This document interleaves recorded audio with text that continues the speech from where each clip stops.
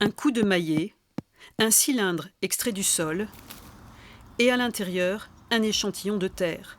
Ce matin-là, Romain Armand ne cherche pas d'épreuve, il cherche une réponse. Combien d'eau ce sol peut-il retenir vraiment ? Là, le principe, en fait, c'est de verser une certaine quantité d'eau dans un échantillon de sol qu'on a prélevé sur la parcelle. Et après, on va mesurer la partie de l'eau qui va s'infiltrer, qui va percoler sous l'échantillon.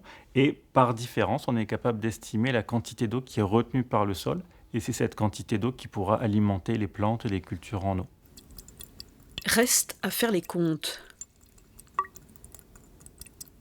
J'avais mis 50 millilitres.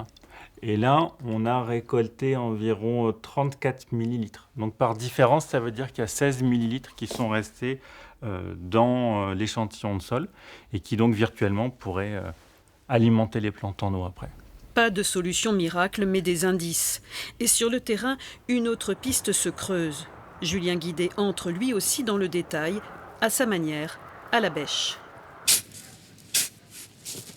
Alors là, ici, nous sommes sur un essai long terme où on va tester différentes rotations de culture. Donc sur la durée, c'est un essai qui est en place depuis 2016, notamment pour regarder la résistance à la sécheresse. Julien observe, d'un côté une terre travaillée, de l'autre un sol resté intact. Donc là, vous voyez, si je gratte le sol, le sol ne se retourne pas. Donc là, on va être sur ce qu'on appelle un semi-direct. Donc on va prendre un semoir, semer les graines en fait sans perturber le sol pour justement éviter de perdre de l'eau quand on va travailler le sol. À première vue, la différence est invisible, mais sous la surface, elle change tout. Dans le milieu agricole, on dit que l'implantation sécurise 50% du rendement. Donc si on loupe l'implantation par rapport à la sécheresse, on sait que déjà on va déjà avoir un impact significatif sur le rendement de la culture. L'eau file, les repères aussi. Face à l'urgence climatique, des chercheurs s'allient pour trouver des clés. C'est le point de départ du projet Réseau. Le contexte du projet Réseau, ça a émergé en 2020 dans un contexte de sécheresse, parce qu'on le voit, hein, on a des sécheresses de plus en plus récurrentes, l'augmentation des températures, donc il faut trouver des solutions. Ces solutions, c'est adapter les pratiques, trouver des leviers et les transmettre à ceux qui en ont besoin.